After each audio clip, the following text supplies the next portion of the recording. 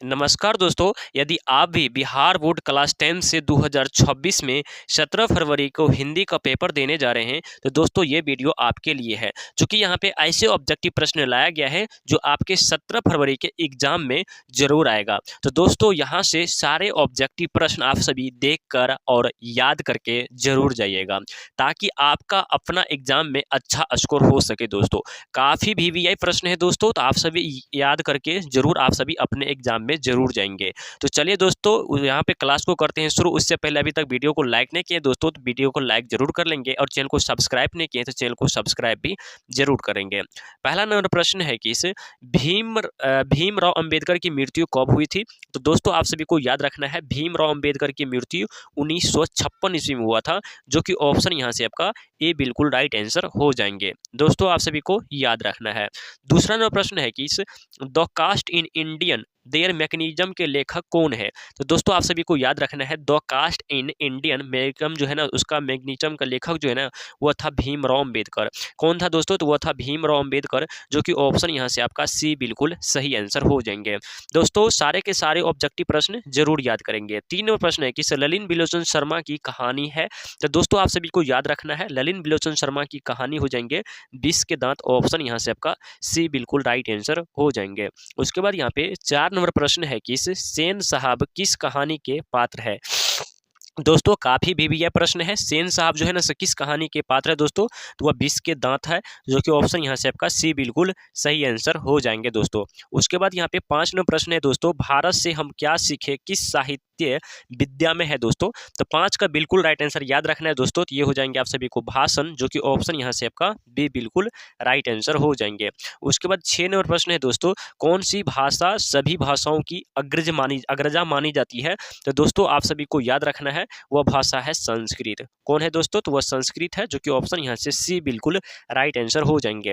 दोस्तों आप सभी अपने तैयारी को बेहतर बनाने के लिए हमारे इस चैनल को सब्सक्राइब प्लीज जरूर कर लेंगे और वीडियो को लाइक जरूर करेंगे, ठीक है ना। चलिए 7 नंबर प्रश्न है कि इस नाखून क्यों बढ़ते हैं? यह प्रश्न लेखक के समक्ष किसकी जो उपस्थिति किया था दोस्तों? आप सभी को राइट आंसर याद रखना है, उसकी छोटी बेटी ने। क्या क्या था दोस्तों? उसकी छोटी बेटी ने, जो कि ऑप्शन यहाँ से आपका बी बिल्कुल राइट आंसर हो जाएंगे। 8 नंबर प्रश्न है दोस्तों कि इस नाखून जो है ना मनुष्य का है। तो दोस्तों आप सभी को याद रखना है, नाखून जो है ना मनुष्य का प्राचीनतम हथियार है। क्या है दोस्तों? नाखून जो है ना वो मनुष्य का प्राचीनतम हथियार है, जो कि ऑप्शन यहाँ से ए बिल्कुल राइट आंसर हो जाएंगे। 9 नंबर प्रश्न है कि इस उत्तर भारत की नगरीय लिपि को हम किस नाम से जाने जाते हैं? तो दोस्तों आप सभी को याद रखना है, उत्तर भारत को जो है ना नगरीय लिपि को जो है ना हम लोग देवनागरी लिपि से जाने जाते हैं, जो कि ऑप्शन यहाँ से आपका ए बिल्कुल राइट आंसर याद रखना है। हूबहू दोस्तों आप सभी को एग्जाम में यही प्रश्न आएगा। प्लीज दोस्तों सारे को सारे ऑब्जेक्टिव क्वेश्चन याद कर लेंगे, हूबहू आपके एग्जाम में आने वाले हैं। 10 नंबर प्रश्न है कि इस मोहम्मद गजनई द्वारा जो है चलाया गया सिक्का किस लिपि में लिखा गया था? तो दोस्तों आप सभी को 10 नंबर क्वेश्चन का राइट आंसर याद रखना है, वो हो जाएंगे ब्राह्मी लिपि में, जो कि ऑप्शन यहाँ से आपका ए बिल्कुल राइट आंसर हो जाएंगे। उसके बाद यहाँ पे 11 नंबर प्रश्न है दोस्तों कि बहादुर कहाँ से भागकर आया था? तो दोस्तों आप सभी को याद रखना है, बहादुर जो है ना सो दोस्तों वो नेपाल से भाग के आया था। कहाँ से दोस्तों? तो वह नेपाल से भाग के आया था, जो कि 11 नंबर का ऑप्शन यहाँ से सी बिल्कुल राइट आंसर हो जाएंगे दोस्तों। उसके बाद 12 नंबर प्रश्न है कि इस रिश्तेदार की पत्नी के जो है ना के कितने रुपए खो गए थे? तो दोस्तों आप सभी को याद रखना है, रिश्तेदार के पत्नी का जो है ना वो 11 रुपए खो गए थे। ऑप्शन यहाँ से आपका ए बिल्कुल राइट आंसर हो जाएंगे। उसके बाद यहाँ पे 13 नंबर प्रश्न है दोस्तों कि दूसरों की नकल कर लिखा गया साहित्य कैसा होता है? तो दोस्तों आप सभी को याद रखना है, दूसरे को नकल कर लिखा गया साहित्य जो है वो अधम होता है, जो कि ऑप्शन यहाँ से सी बिल्कुल राइट आंसर हो जाएंगे। दोस्तों सारे के सारे ऑब्जेक्टिव याद कर लेंगे, आपके हूबहू जैसा है वैसा ऑब्जेक्टिव प्रश्न मिलेगा आपको एग्जाम में। करें कि बिरजू महाराज को जो है संगीत नाटक जो है ना अकादमी जो है ना अवार्ड किस उम्र में मिला था? तो दोस्तों आप सभी को याद रखना है, वह उम्र था आप सभी को 27 वर्ष। कब था दोस्तों? तो उसका उम्र 27 वर्ष था और उसी वक्त मिला था, ठीक है ना। चलिए उसके बाद यहाँ पे 15 नंबर क्वेश्चन देखते हैं दोस्तों। कह रहा है कि इसे आदित्य में लेखक ने जो है कितनी कविता लिखी है?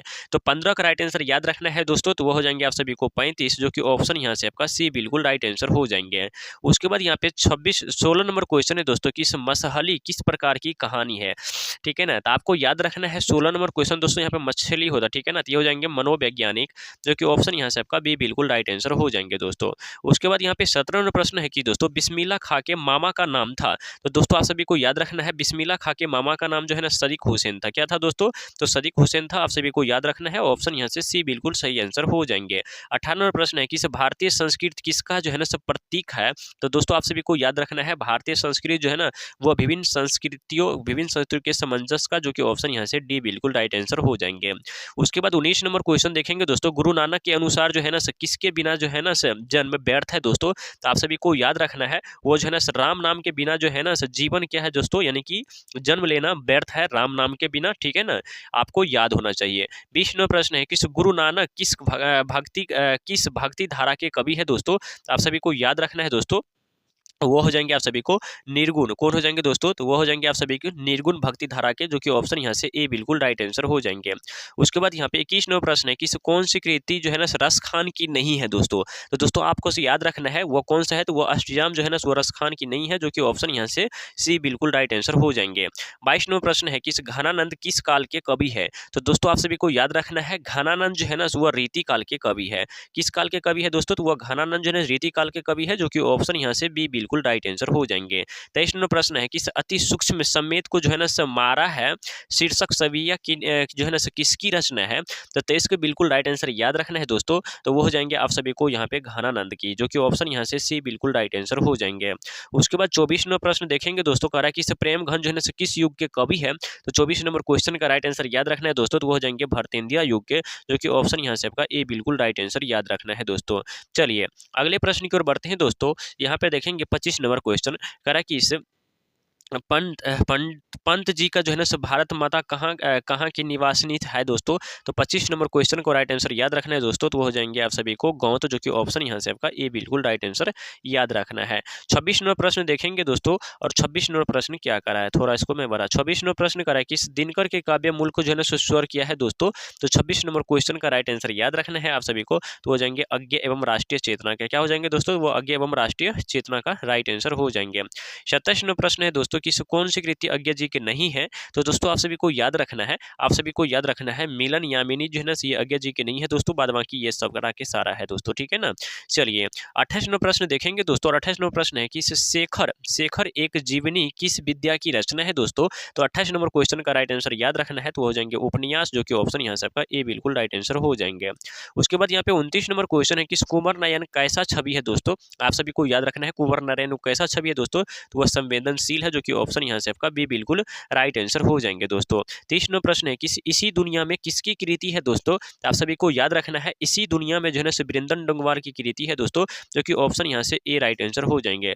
दोस्तों आप सभी को सारे के सारे आप सभी को याद रखना है, आपके एग्जाम में हूबहू यहाँ पे आने वाला है, 17 फरवरी को आपके एग्जाम में हूबहू आएगा। उसके बाद 31 नंबर प्रश्न है कि इस चौपटे में बेटे को क्या नहीं आता दोस्तों? 33 नंबर क्वेश्चन का राइट आंसर याद रखना है दोस्तों, तो वो हो जाएंगे आप सभी को, जो कि ऑप्शन यहाँ से ए बिल्कुल राइट आंसर हो जाएंगे। 32 नंबर प्रश्न देखेंगे दोस्तों, और 32 नंबर प्रश्न है कि लौट कर आऊंगा फिर कविता का जो है ना वर्ण विषय क्या है दोस्तों?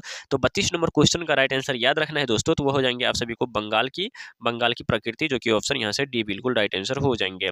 उसके बाद यहाँ पर देखेंगे दोस्तों, यहाँ पे 33 नंबर प्रश्न कह रहा है कि इसे जीवादास जो है ना किस भाषा के कवि है? तो दोस्तों 33 नंबर क्वेश्चन का राइट आंसर याद रखना है, तो वो हो जाएंगे बंगाल, जो कि ऑप्शन यहाँ से आपका बी बिल्कुल राइट आंसर हो जाएंगे।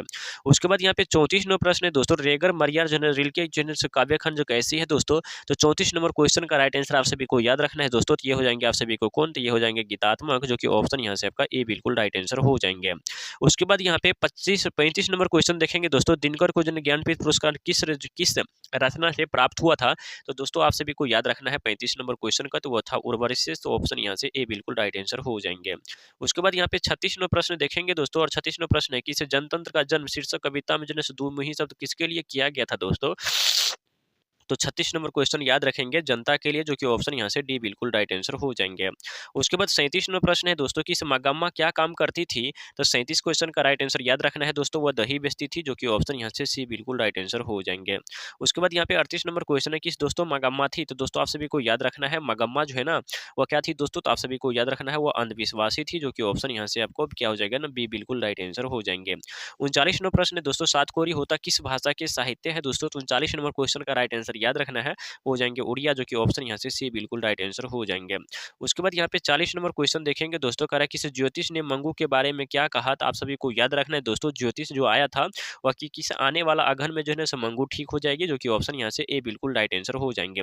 दोस्तों यहाँ पे टोटल 40 ऑब्जेक्टिव कराया गया था, ठीक है ना, जो आपके एग्जाम में हूबहू आने वाला है। दोस्तों सारे के सारे ऑब्जेक्टिव क्वेश्चन को अच्छे से कवर कर लेंगे और साथ ही सारे ऑब्जेक्टिव क्वेश्चन को अच्छे से याद कर लेंगे। आपके एग्जाम में यहाँ से ऑब्जेक्टिव प्रश्न जरूर देखने को मिलेगा। वीडियो पसंद आए तो वीडियो को लाइक और चैनल को सब्सक्राइब जरूर करें। थैंक यू सो मच, धन्यवाद।